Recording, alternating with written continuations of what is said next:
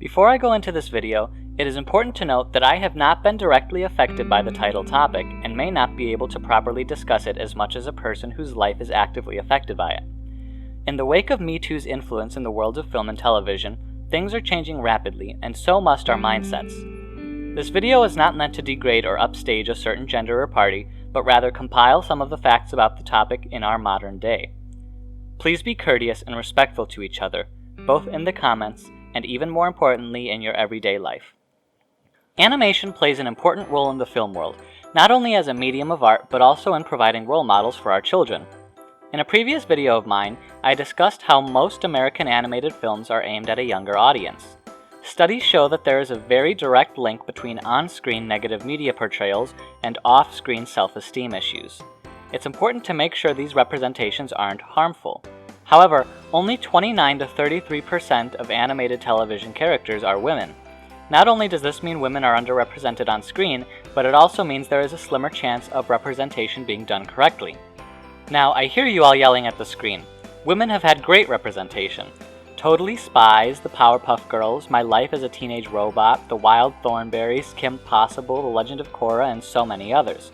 However, even in today's television landscape, the number of male leads absolutely dwarf shows with female leads, with most currently airing animated television series consisting of male leads.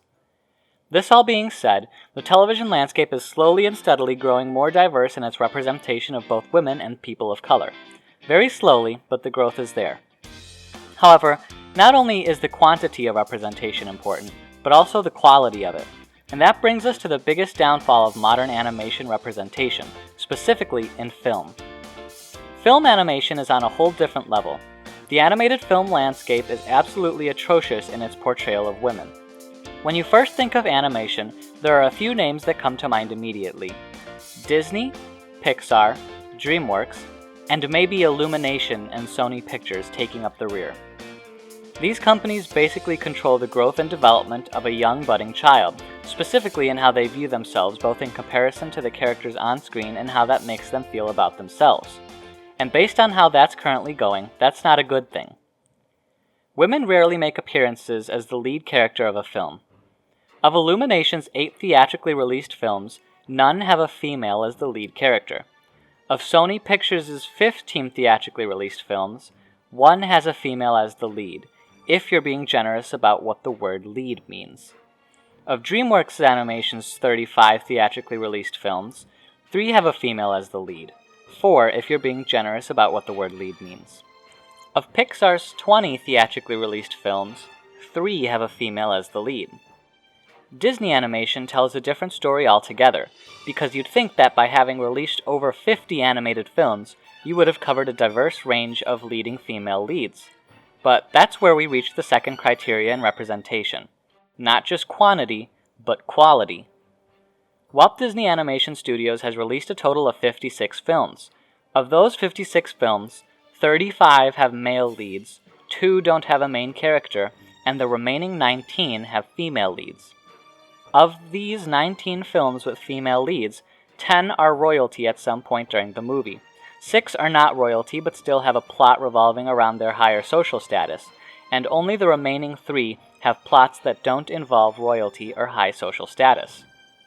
In comparison, of the 35 films with male leads, 6 are royalty at some point during the movie, 3 are not royalty but still have a plot revolving around their higher social status, and the rest of the 26 have characters and plots that don't involve royalty or high social status.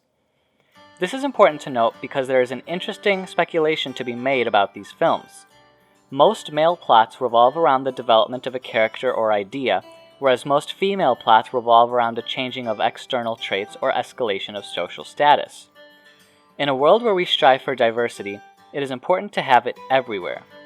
We teach young girls that it doesn't matter what they look like, and yet animated films add the addendum as long as they end up in a dress and a crown. And not only in films, but in the studios that create them.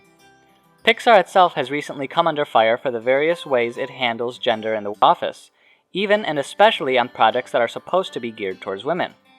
Some incidents include constant harassment of female workers, excluding of women for fear of provoking higher-ups, and even firing female directors from their own projects for what turned out to be not as creative a difference as we would think. We must learn to respect each other completely in order for progress to truly take place. And that's not to say progress hasn't already been made. However, there is always more that can be done, and it is up to us, the audience, to keep pushing forward.